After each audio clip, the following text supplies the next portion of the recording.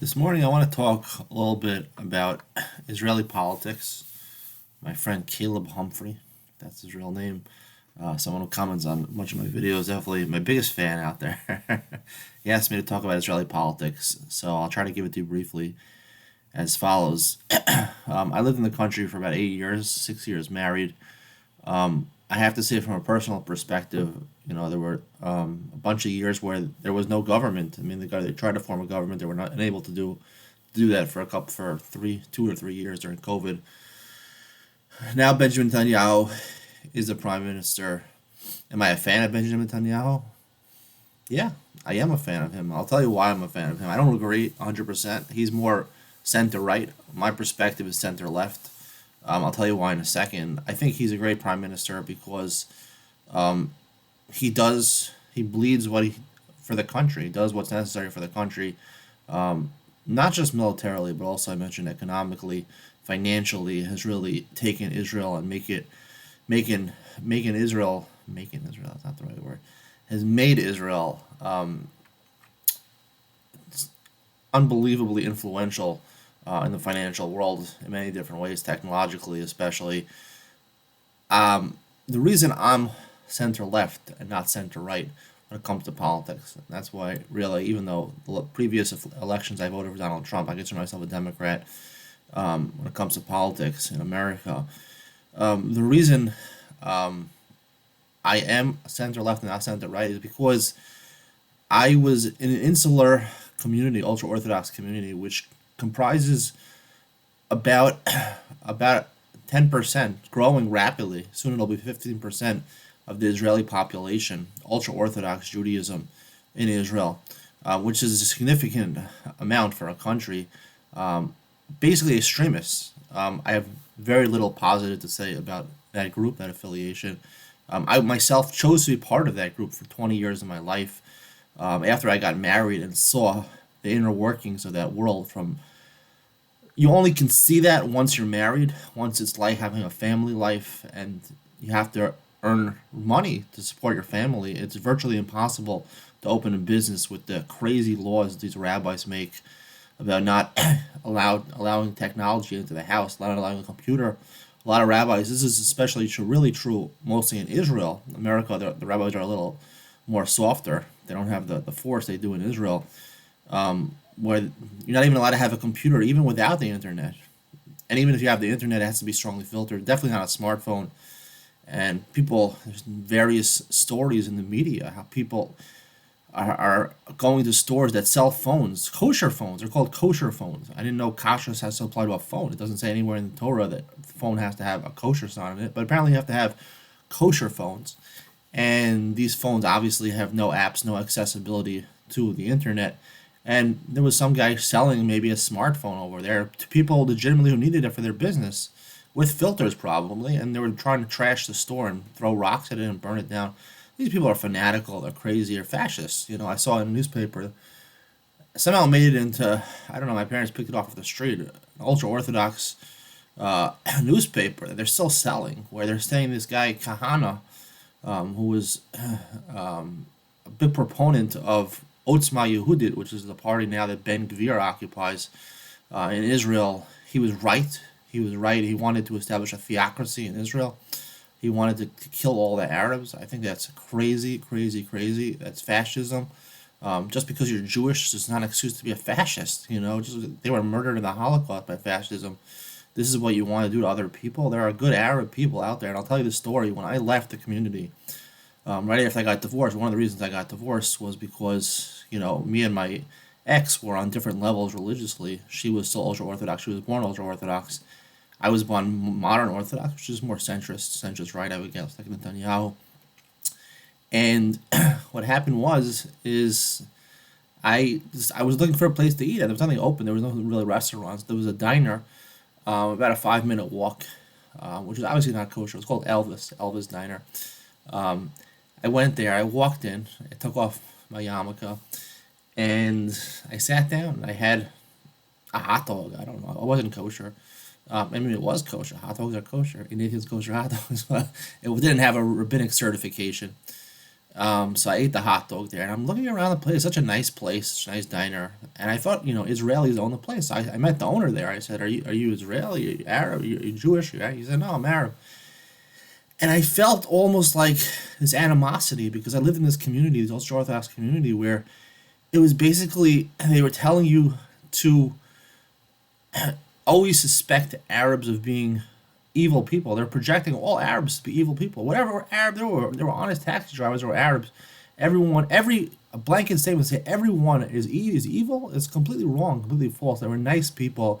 There are good Arabs out there. There are bad Arabs out there. There's good Jews. There's bad Jews, and it really opened my eyes that I was being fed this vitriol from this community, especially from the rabbis. That's all emanates from the rabbis.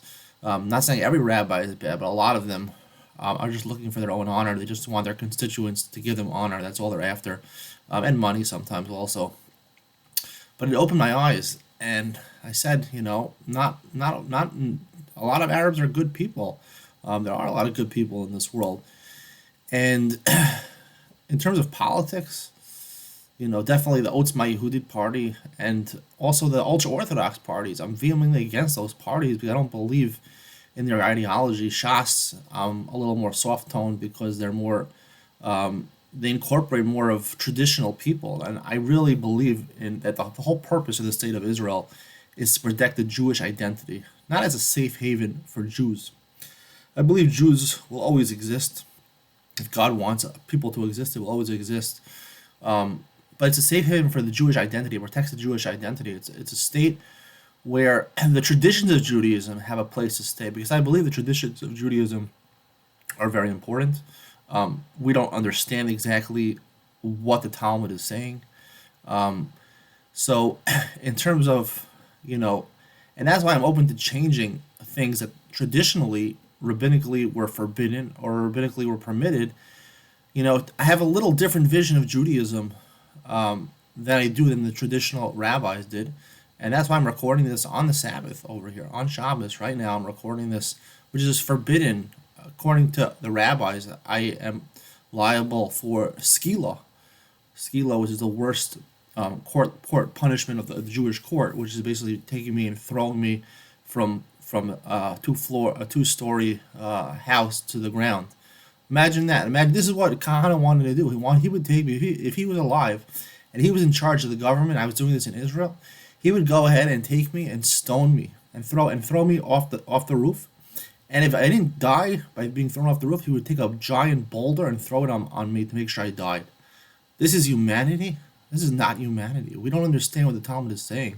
I don't think that's what the Talmud means exactly. And that's what my biggest concern about ultra orthodoxy. They ruin the Sabbath. They ruin it. You don't have technology on the Sabbath. You're not able to turn on lights on the Sabbath.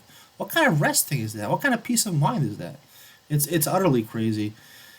And so I believe in Judaism, and I believe, but I believe that really it's center left is really like medium, like how you have a steak, medium rare, lamb chops, medium rare, pargit, an Israeli Mediterranean dish, baby chicken, pullet steak, medium rare. You gotta have it medium rare. That's how it tastes good.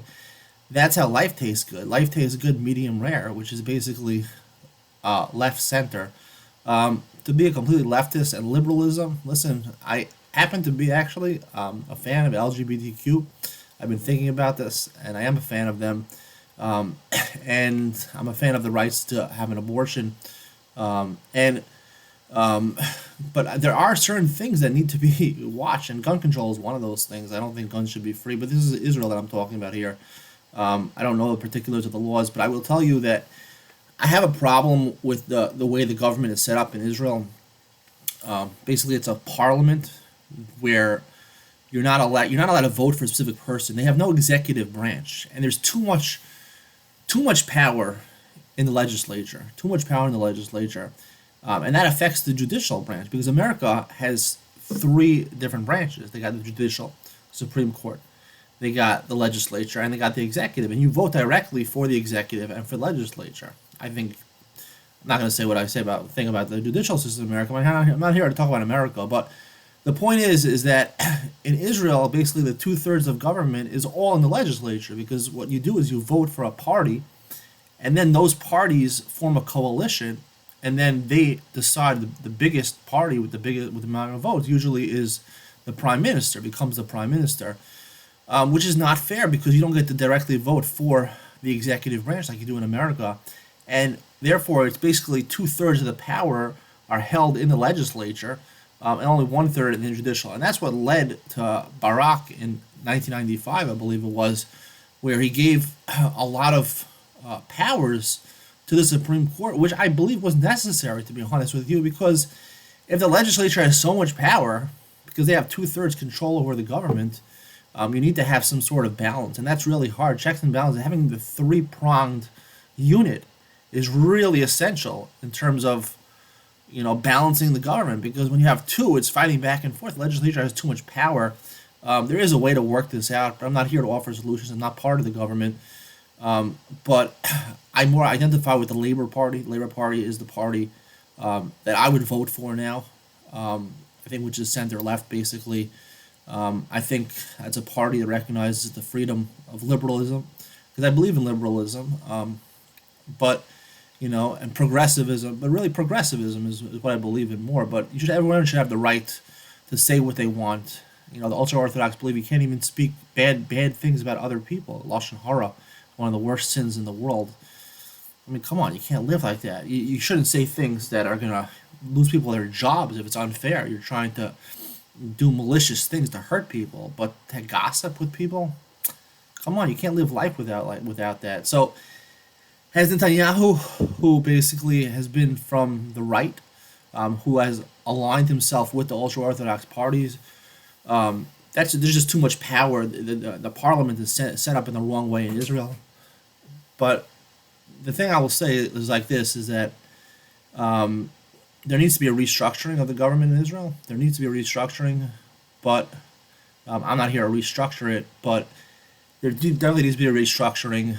But I am center left for sure in Israel. It seemed like someone came in for a second, but they're not. But I'm center left, a fan of the Labor Party. That's where I stand, and I stand the same way in politics, whether it be Israel or America. That's what I believe. Because you go from food, you learn from food. Medium rare is the way to do it. I'll talk more about this going forward. Hope you enjoyed. See you in the next one.